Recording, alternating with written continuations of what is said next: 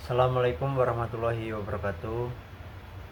Sebelumnya perkenalkan, nama saya Ahmad Nur Karim dengan nomor NPM 24114016 dari kelas PO 24A. Di video kali ini saya akan menjelaskan mengenai sejarah dari masa ke masa pencaksilat di Indonesia.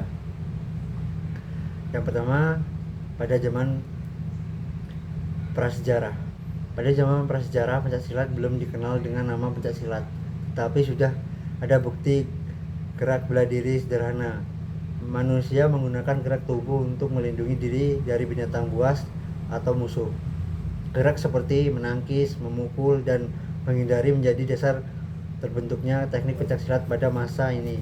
Pencaksilat masih berupa keterampilan bertahan hidup. Yang kedua, pada masa kerajaan. Pada masa kerajaan di Nusantara, pencaksilat mulai berkembang lebih teratur. Bela diri digunakan oleh prajurit kerajaan sebagai ilmu perang dan pertahanan wilayah. Pencaksilat juga mulai memiliki aturan seperti jurus dan perguruan. Selain sebagai bela diri, pencaksilat juga digunakan dalam upacara adat dan pertunjukan budaya. Dan selanjutnya yang nomor 3 yaitu masa penjajahan. Pada masa penjajahan Belanda dan Jepang, pencaksilat berkembang sebagai alat perjuangan melawan penjajah. Banyak pejuang menggunakan pencaksilat untuk mempertahankan diri. Melatih pencaksilat sering dilakukan secara sembunyi-sembunyi karena penjajah khawatir pencaksilat akan memperkuat perlawanan rakyat pada masa itu. Pencaksilat juga menjadi simbol semangat perjuangan pada masa penjajahan itu sendiri.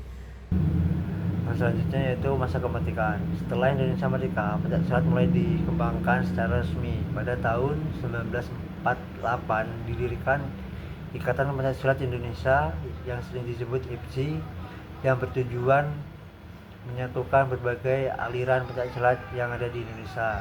Perkembangan pada masa ini diajarkan di sekolah-sekolah, dipertandingkan dalam kejuaraan nasional, dan memiliki peraturan resmi dalam pertandingan. Dan selanjutnya yaitu pada masa era modern. Pada era modern, pencaksilat berkembang menjadi olahraga prestasi, seni bela diri, budaya bangsa, dan pencaksilat dipelajari di berbagai negara. Selain untuk prestasi, juga untuk kebugaran dan pertunjukan seni.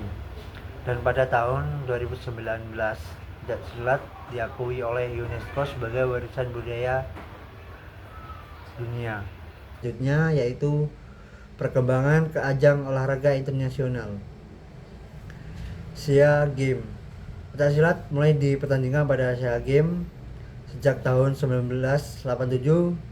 Indonesia sering menjadi negara yang meraih banyak medali dalam cabang olahraga pencaksilat. Dan selanjutnya Asian Games. Pencaksilat pertama kali dipertandingkan pada Asia Games pada tahun 2018 di Jakarta dan Palembang. Dalam ajang ini Indonesia menjadi juara umum cabang pencaksilat dengan banyak medali emas. Mungkin hanya itu yang dapat saya sampaikan mengenai sejarah pencaksilat dari masa ke masa. Apabila ada kesalahan, saya mohon maaf. Akhirul kalam, billahi taufiq wal hidayah. Wassalamualaikum warahmatullahi wabarakatuh.